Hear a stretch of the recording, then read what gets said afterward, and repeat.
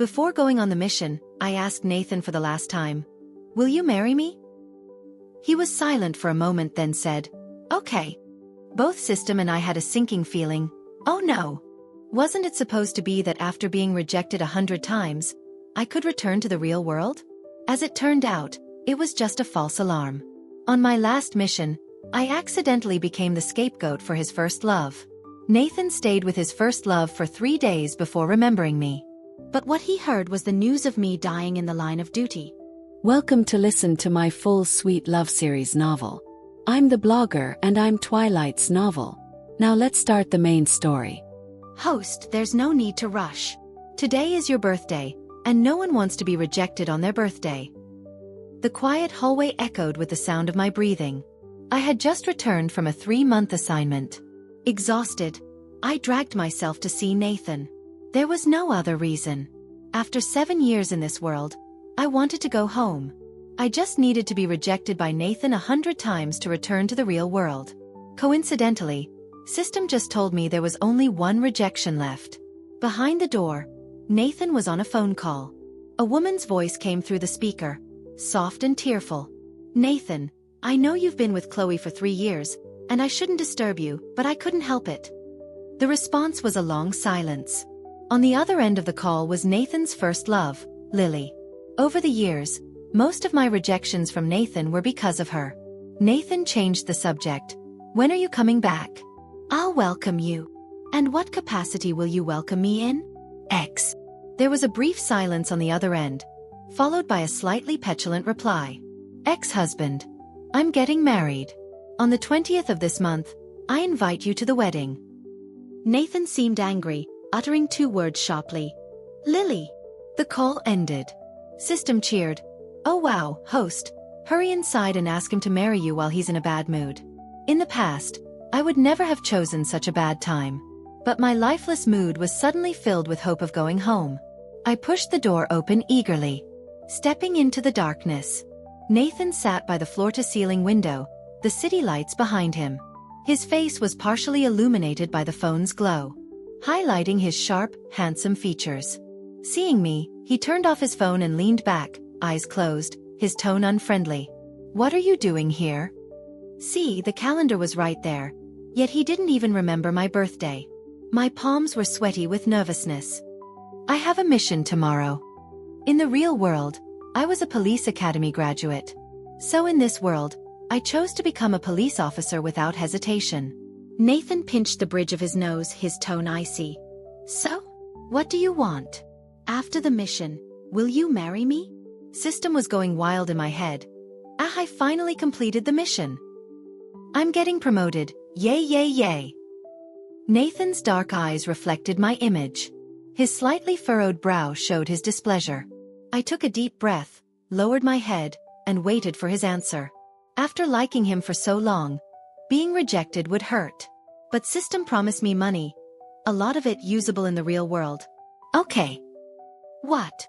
System's cheers stopped abruptly. I looked up in shock, meeting Nathan's calm gaze. He slowly rubbed his phone. I said yes. A few seconds later, both System and I cursed. Damn! I hid in the bathroom. My pent-up frustration finally exploded. Celebrating too early. You're really your boss's star employee. System was equally furious. It's your fault. Why remind him it's your birthday? Can't men keep their cheap guilt to themselves? My head was pounding, drained from days of overtime. I leaned weakly against the sink. System timidly suggested, "How about you ask him to sleep with you now?" I sneered. "How about I ask him to die instead?" If only it were that easy. The rules of this game were designed to prevent any loopholes. Words like sleep together or die were off limits. And reasons couldn't be repeated. After 7 years, marriage rejection was one of the few options left. We were at an impasse. The sound of running water echoed in the bathroom. I sat on the toilet, brainstorming another rejectable request. My phone rang. An unknown number. A woman's gentle voice answered. "Miss Chloe, this is Lily." I gripped the sink tightly. Facing my silence, Lily chuckled, sounding smug. "You may not know me well, but I know you very well. I've eaten the lunches you made for Nathan, worn the white shirts you washed for him. Last time he celebrated your birthday, his tie clip still had your hair tangled in it when he came to see me. I leaned against the bathtub, my tone icy. So? Lily laughed softly. Are you really that clueless? Last year on your birthday, I gave him my first time. This year, I purposely returned on your birthday, and he forgot all about it. Who do you think Nathan really loves? Need I say more? I stared at my reflection. 7 years had added fine lines around my eyes. The eyes that once sparkled at the sight of Nathan were now filled with numbness. I took a deep breath. No need. Because Nathan is marrying me. Silence. Then Lily's voice turned sharp. Don't lie to make me jealous. You can't win against me.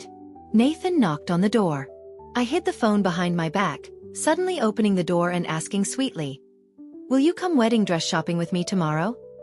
Nathan paused, then hugged me, his tone uncharacteristically tender. Okay. On our wedding day, you'll be the most beautiful bride. I hung up. Barely suppressing my disgust, I accepted Nathan's kiss. Lily, I hope you're competitive. Don't disappoint me. That night, I waited in vain for Lily to call Nathan. His heated kisses covered my skin.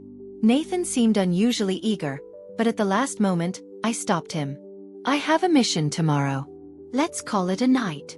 Nathan was visibly frustrated, but I pushed him away, turning my back and wrapping myself in the blanket.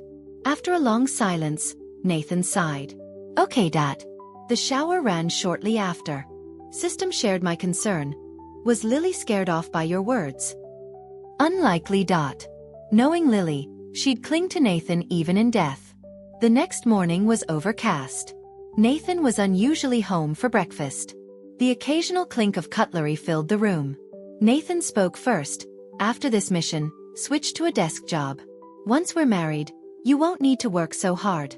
System chimed in, that one. I want the fried egg. I sliced my ham quietly. Okay, Dad. Nathan continued like he was briefing his secretary. I'll be at the office Wednesdays through Fridays. The rest of the time, I'll be home with you. Don't visit me at work. System groaned. No cheese. Give me noodles. I smiled. Okay, Dad. Nathan frowned as I finished my milk and stood to leave. Chloe. I turned. What? Nathan studied me. You've never been this obedient. What's wrong today? Truthfully, I hadn't listened to a word he'd said. Nothing. I smiled. Just excited for the future, I guess. Nathan tugged at his tie, his tight lips betraying his irritation.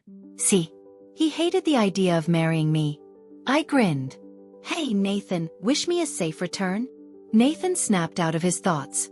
A moment later he said, come back safely. Thanks, I walked out. System. Boring. I thought he wouldn't say it. In my 7 years here, the city had been relatively safe. Serious crimes were rare.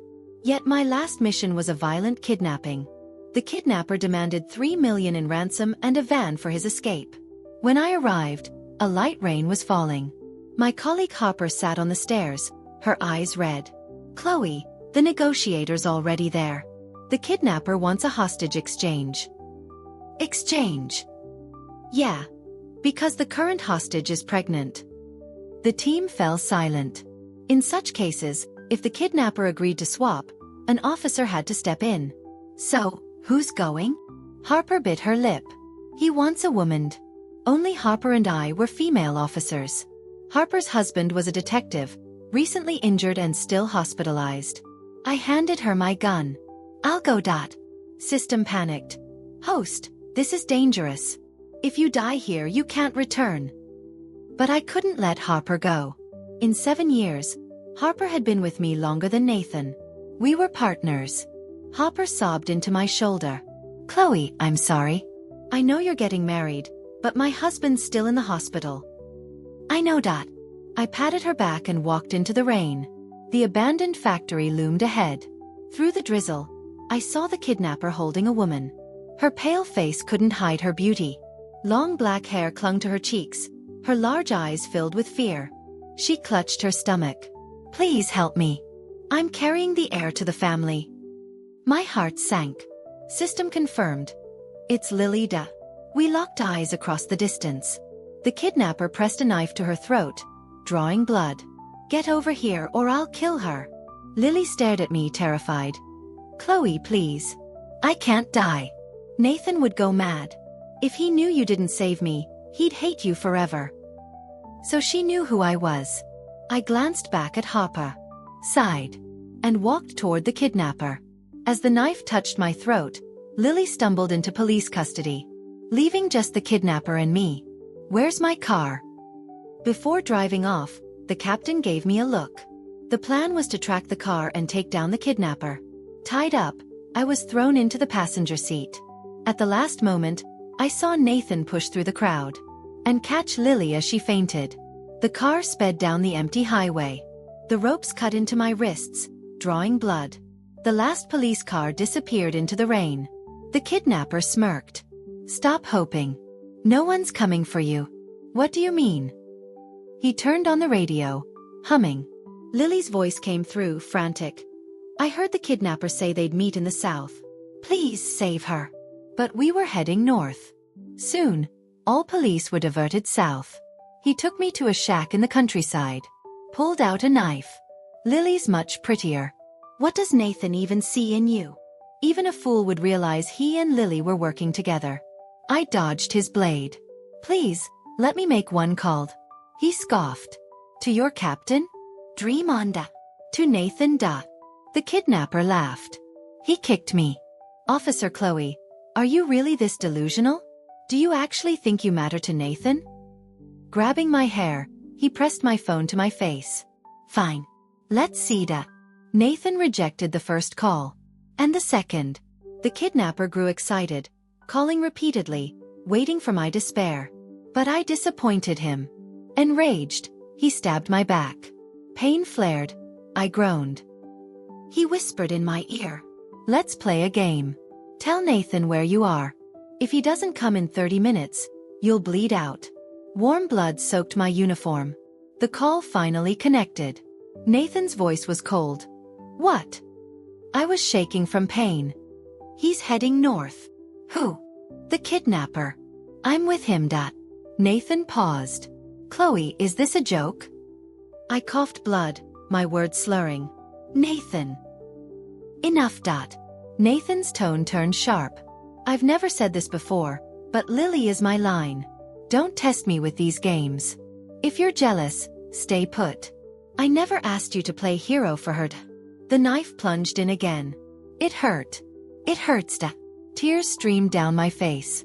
Nathan, marry me. Come find me now, please. Nathan was silent. Then, coldly, Lily's pregnant. My promise is void. System. Ding. Task complete. Rejected by the male lead 100 times. Congratulations. Host. Rewards calculating. Complete. Mission reward. $80 million. Injury compensation. $30 million. Total. $110 million. Bonus trait. A cop's instinct. Returning to the real world in 3, 2, 1. Welcome back. Darkness faded. I was holding flowers. Sunlight streamed through the trees. I remembered. This was the summer I graduated from the police academy. The guy I liked had come to my graduation. A hand reached out. Its owner wore a police uniform, smiling warmly. I heard you helped solve several major cases. Nice to meet you. At midnight, Lily was asleep. The clock ticked in the corner. Nathan had just spoken to the doctor. Exhausted. His right eye kept twitching. Lily had almost miscarried from the shock. Nathan cancelled all work to stay by her side. For 3 days. Now, alone, his chest ached. Chloe's face flashed in his mind. Nathan closed his eyes, overwhelmed by conflicting emotions. He thought he loved Lily, yet felt nothing for her now. He thought Chloe was replaceable, yet missed her desperately. He checked his phone, opening their chat. Their last exchange was 2 weeks ago. A smiley face from Chloe. And a simple, thanks. Back then, Chloe had wanted sushi. He'd suddenly wanted company and picked her.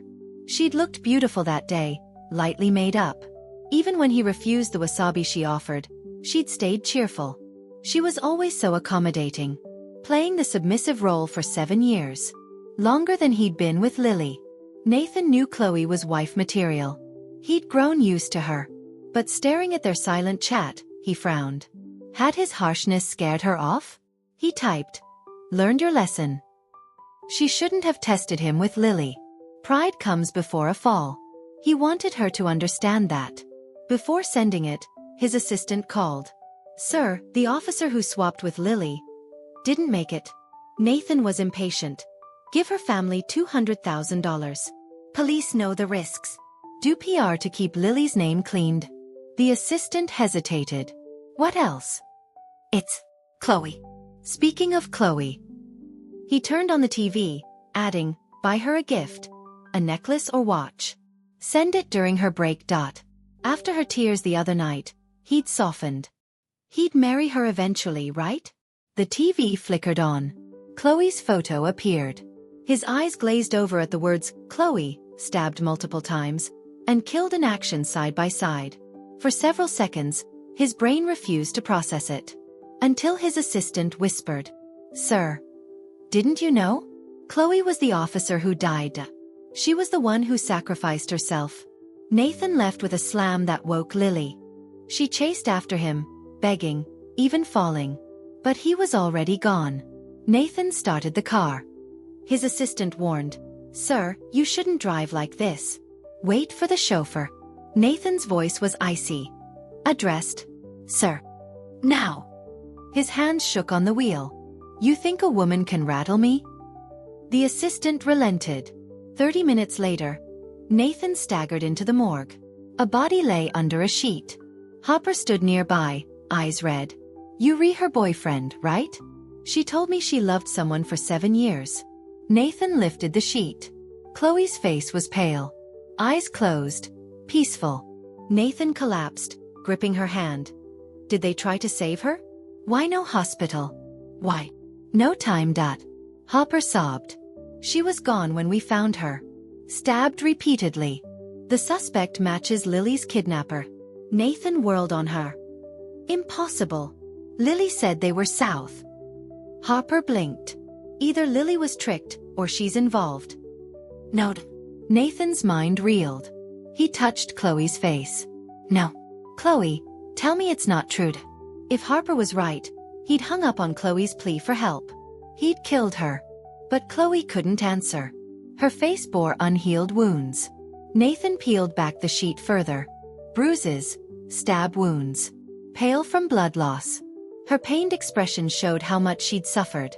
Harper, unaware of Nathan's cruelty, treated him as grieving family.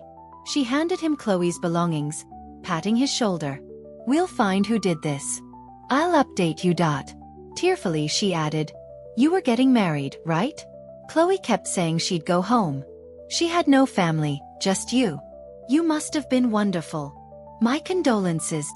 Nathan nearly dropped Chloe's things. His assistant was right. He couldn't drive. When found, Nathan sat by the police station fountain. Spray soaked his clothes. Lily rushed over crying, "Nathan, what's wrong?" Nathan stared at her. Her tear-streaked face now repulsed him. "Chloe is dead. Chloe." Lily froze, a tear dangling dramatically. She clung to him. "Those kidnappers were monsters. Hold me, please." Nathan didn't move. "I never said it was kidnappers." Lily stiffened. Nathan shoved her. "Aren't you getting married? Go. Stop bothering me." "Nathan." Lily wailed. "Don't push me away." Nathan stood. "You agreed to marry a cripple. I'll make sure it happens. Happy marriage." His men grabbed Lily. She screamed. "Nathan, no. I don't want him. I just wanted you to care." Nathan wiped his hands, cradled Chloe's things, and walked away. For the first time in 7 years, Nathan learned about Chloe's life. She owned little. Had few hobbies. Her notebook listed his preferences. Nathan hates lamb, sweets, loves spice. A note below, but lamb skewers rule. Sweets are life. Hate peppers, bad for my stomach. He dislikes people touching his study. If I mess up cleaning, he'll hate me. Hates rom-coms. Would he reject me if I asked to watch together? The last entry. He has a white moonlight. He doesn't love me. Memories flooded back. Her hopeful eyes as she offered him lamb. Her timid want to watch a show? On slow weekends. Accidentally disorganizing his study. Each was a plea for love. But he'd rejected her, over and over. For 7 years. Her notes grew denser, more detailed. Nathan's chest ached. Was she made of stone? Why no anger? She documented his whims, never realizing his cruelty came from emptiness. Nathan stayed in her apartment for hours. Lily's calls went unanswered until her wedding day. Time flew. Yet Chloe's face grew clearer. Did he love her? Not before. Now. He didn't know. His abusive childhood had made him crave pure love. Lily had been his first light in darkness. Her memory became an anchor. Then came Chloe. He'd assumed she wanted his wealth. So he split his heart, half chasing Lily, half testing Chloe. He'd thought himself godlike, toying with hearts. But those who play with fire get burned. The reckoning came 7 years late. Realizing Chloe had loved him unconditionally, the suppressed longing erupted. But the tide had receded. Chloe was gone, leaving only barren wasteland. No seeds could grow there. So Chloe left. This truth poisoned him. He missed her. Missed her terribly. Nathan lay on her couch for hours, hugging her pillow. His phone buzzed violently. Hopper's voice screamed, "You bastard! Chloe called you before she died. She told you where she was, didn't she? All these years, you were still with Lily? You murderer!" Nathan listened silently, feeling sentenced to death. His chest burned. Nausea overwhelmed him. He vomited blood into a trash can. Beer bottles clattered. Harper wept. What did she say? I was her best friend. Why call you? She must have been in so much pain. Nathan paled. He remembered Chloe's last words. It hurts. And marry me. Save me. His reply, Lily's back. My promise is void. The phone shattered on the floor. Nathan knew he was damned. He knelt, laughing hysterically. I'm a monster. A monster. Ha ha ha. Lily vanished 3 days later. The police suspected the kidnapper had turned on her. But when they found the hideout, signs pointed to a man dragging the kidnapper away. Harper thought of Nathan. She visited his home. He'd lost weight. Hollow-eyed. Eerily calm. Have you seen Lily or the kidnapper? No. Been anywhere unusual? No. After 2 hours, Harper left empty-handed. Then a call came. Lily's voice sobbed. Nathan, I didn't mean for Chloe to die. I didn't know the kidnapper was a psycho. I just wanted her to suffer. I only did it because I love you. Nathan stared ahead. Make Lily die like Chloe did. What about her baby? Nathan paused. It's just flesh. Leave it. Lily's screams followed. So much pain. Yet Chloe had only said, it hurts. Harper burst in, grabbing Nathan's collar. Where's Lily? Nathan smirked. Why care? Harper snarled. Until the killer's caught, Chloe won't be buried. Do you want her to rest in peace? Nathan froze. Finally, he revealed Lily's location. By the time police arrived, she was dead. On the way to the station, Nathan jumped from the car. He climbed a bridge. Wind whipped his hair. The sunset blazed. Nathan smiled. Chloe, I'm coming. If I die with you, will you love me again? He jumped. Chloe, bad dream? Jason touched my forehead. No fever, but you look pale. Need a break. I rubbed my eyes. I'm fine. Back in the real world for 2 months. This was my first dream of Nathan. He'd jumped off a bridge. Strangely, I felt nothing. 7 years of love hadn't hurt as much as I'd feared. Jason closed his files. Teacher's on a mission. I'll cover for you. Take the day off. We'd grown close these months. Kind and attentive, he made work easy. Too drained to refuse, I agreed. Thanks, Jason. I grabbed my bag and stepped into the sunlight. Then I saw Nathan. Sunlight streamed through his translucent body. No shadow. Our eyes met. I quickly looked away, walking faster. Behind me, Nathan called. Chloe, you're alive. I sped up. Nathan sounded desperate. Chloe, look at me. Talk to me. I stopped, turning sharply. Yes, I'm alive. I have a life now. Leave me alone. This was the first time I'd spoken to Nathan so harshly. He looked stunned. Chloe, I avenged you. Lily's dead. Forgive me. I panicked. System, are you there? System woke groggily. What's? Holy crap. Why's he here? No idea. Is this a bug? I completed the mission. Why is he in my world? Host, let me check. This shouldn't happen. Nathan heard us. Chloe, who are you talking to? What mission? I said flatly. Didn't you know? I stayed with you for 7 years because of a mission. Get rejected 100 times, return home, get paid. Nathan's face went white. You lying. System returned. Sorry. Host. Bug confirmed. It'll take 3 days to fix. Just bear with him. He can't hurt you. Got it. I opened my car door. Chloe, wait. Nathan's voice cracked. Did you ever love me? Or was it just the mission? I turned. You really think it was just a mission? I smiled faintly. Did you really believe that? Nathan had no answer. The wind ruffled my wrinkled coat. I wiped my face roughly. In my 3rd year there, you nearly died saving me, almost lost a leg. I was so moved, I cried like a baby. ID never had parents. Back then, I truly thought meeting you was fate. Nathan's lips trembled. I gestured at the city lights. This world isn't as grand as yours. But in those early years, there was a dessert shop near your office.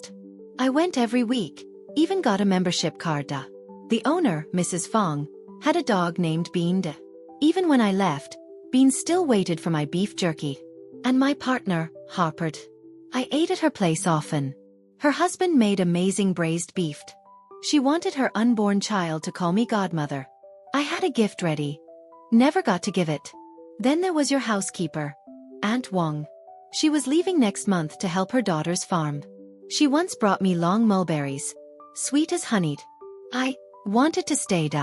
But somehow, I reached 99 rejections. My smile made Nathan flinch. He gripped the railing, chest aching. I'm sorry. He couldn't even ask the question weighing on him. I finished my ice pop. It's fine. Stay for 3 days. We never really talked before. 3 days passed quickly. Yet they felt longer than 7 years. Nathan silently watched me work, live, visit friends. He finally saw the real me. The one who loved sweets. Who joked with friends. Whose eyes crinkled when laughing.